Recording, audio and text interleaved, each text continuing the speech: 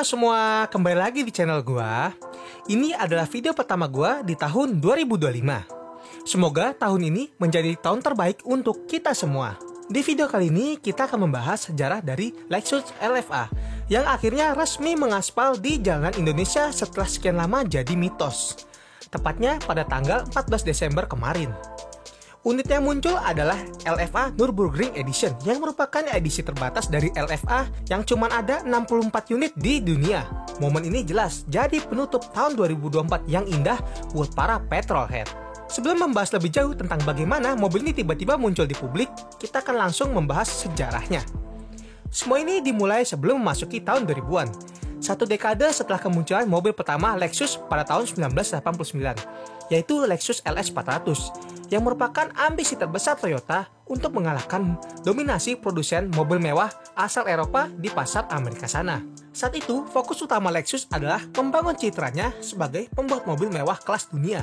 Yang seiring jalannya waktu, Lexus itu mulai mendapatkan reputasi dengan memproduksi berbagai model yang mudah diterima oleh pasar global. Namun, tantangan besar Lexus selanjutnya adalah memperkenalkan mereknya di tanah kelahirannya sendiri, yaitu Jepang.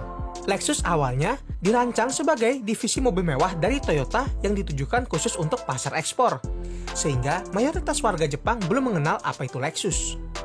Di dalam negeri, mobil mewah dari Lexus masih dijual dengan nama Toyota. Seperti contoh ada Toyota Celsior yang merupakan versi Jepang dari LS 400. Lalu ada Toyota Land Cruiser Cygnus yang merupakan versi Jepang dari LX 470. Dengan citranya yang masih terbilang baru dan belum adanya produk flagship yang ikonik, Lexus melihat adanya peluang besar untuk menciptakan sebuah kendaraan yang tidak hanya memperkenalkan mereknya di Jepang, tetapi di seluruh dunia. Selain memperkenalkan merek Lexus, Toyota juga berinvestasi besar-besaran dalam pengembangan teknologi dan juga fasilitas pendukung. Salah satu investasinya adalah pembangunan Toyota Hokkaido Proving Ground pada tahun 1991. Yang merupakan area uji coba seluas 930 hektar yang terletak di Pulau Hokkaido, Jepang.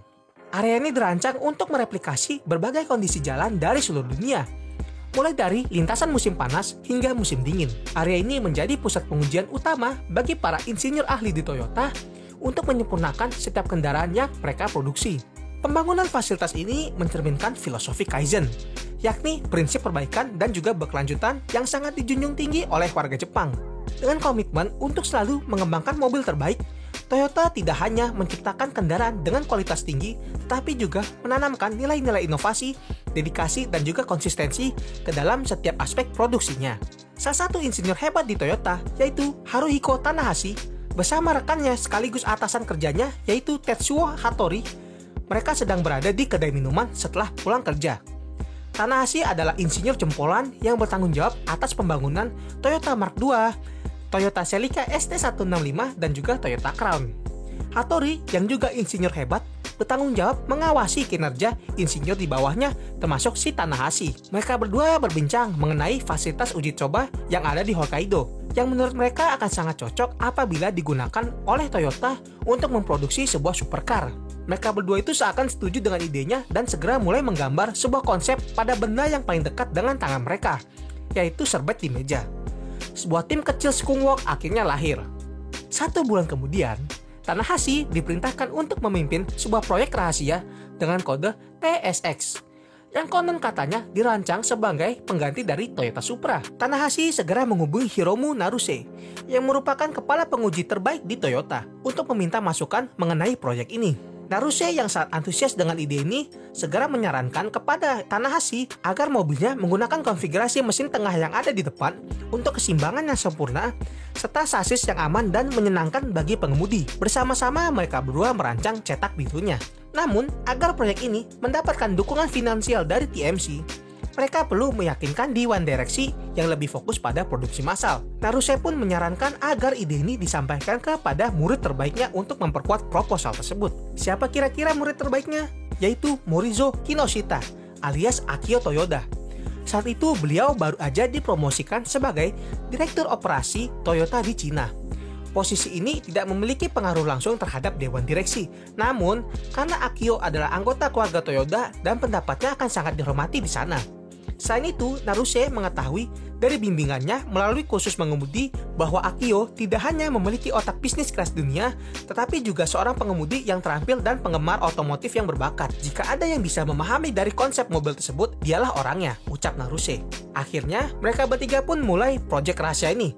Tahapan pertama yaitu menguji berbagai macam supercar yang ada di zaman itu. Seperti contoh ada NSX, untuk mencari keunikan dan kelebihannya apa yang membuat mobil ini sangat hebat. Setelah mengumpulkan berbagai data, ketiga pemimpin proyek LFA tadi mengajukan proposal tersebut kepada manajemen untuk menjadikan LFA sebagai flagship dari Lexus yang mampu mengenalkan merek Lexus ke warga Jepang dan juga dunia. Namun, mayoritas pihak di TMC menolak karena proyek ini memerlukan sumber daya yang besar. Akio Toyoda tetap optimis dan meminta Atsushi Takada, yang merupakan spesialis periklanan terbaik di TMC, untuk menyusun sebuah dokumen yang mendukung ide tersebut. Dalam rapat tingkat atas, Takada akhirnya meyakinkan para dewan bahwa proyek LFA ini memiliki nilai strategis yang tidak bisa diukur hanya melalui survei tradisional. Akhirnya, dewan pun setuju, tapi dengan syarat produksi dari LFA ini dibatasi hingga 500 unit demi menciptakan eksklusivitas, mirip seperti strategi produsen supercar Eropa, seperti contoh si Ferrari. Walaupun pada akhirnya mereka tetap aja masih nombok dari biaya pengembangan LFA yang sangat besar dan nilainya itu masih dirahasiakan. Memasuki tahun 2000-an, proyek LFA akhirnya resmi dimulai. Prototipe pertama mobil ini menggunakan sasis berbahan aluminium dan dilengkapi dengan mesin V8 yang berkapasitas 4000 cc yang mampu menghasilkan 500 tenaga kuda ke roda belakang melalui transmisi manual 6 speed. Prototipe ini berhasil diselesaikan pada tahun 2003 dengan Akio Toyoda menjadi orang pertama yang selalu menguji mobil tersebut menurut pernyataan Tanahashi. Mobil ini diuji di sirkuit Nürburgring untuk mengetahui kelebihan dan kekurangannya. Lalu pada tahun 2005, Toyota secara resmi memperkenalkan konsep LFA kepada publik di Detroit Motor Show dengan berbagai perubahan yang signifikan. Mesin V8-nya digantikan oleh mesin V10 yang dikembangkan bersama Yamaha. Sementara sasis dan panel bodinya telah beralih menggunakan bahan carbon fiber. Meskipun para insinyur Toyota awalnya tidak memiliki pengalaman dalam membuat sasis berbahan karbon. Dengan kulitan khas orang Jepang, tantangan tersebut berhasil diatasi. Selain itu, mobil ini juga dilengkapi dengan berbagai teknologi canggih yang menjadi ciri khas mobil konsep pada umumnya. Bahkan konsep ini bisa dibilang sebagai versi yang paling mendekati model produksinya nanti. Naruse mengatakan bahwa mobil hebat harus diuji di dalam sirkuit, dan tidak ada tempat yang lebih cocok selain sirkuit Nürburgring. Untuk membuktikan kemampuan dari LFA, Akio Toyoda bersama Naruse mendirikan tim balap Gazoo Racing dengan fokus mempersiapkan 2 unit LFA untuk berlaga di ajang 24 jam Nürburgring pada tahun 2008. Setahun kemudian, Akio sendiri ikut serta sebagai pembalap dengan nama samarannya Morizo. Meskipun tidak meraih kemenangan, timnya berhasil menunjukkan bahwa LFA mampu bersaing dengan mobil-mobil Eropa dalam kondisi balap yang ekstrim, sekaligus membangun reputasi Lexus di dunia balap. Pada tanggal 5 Agustus 2009, Akio Toyoda secara resmi membuka kuota pemesanan untuk Lexus LFA yang direncanakan mulai diproduksi pada tahun berikutnya. Tepat setahun kemudian, pada tanggal 15 Desember 2010, unit pertama LFA keluar dari pabrik Motomachi dalam upacara yang dihadiri oleh Akio Toyoda dan ratusan karyawan Lexus. Momen ini menandai puncak dari satu dekade kerja keras tim Skuunwalk yang akhirnya membuahkan sebuah hasil yang luar biasa.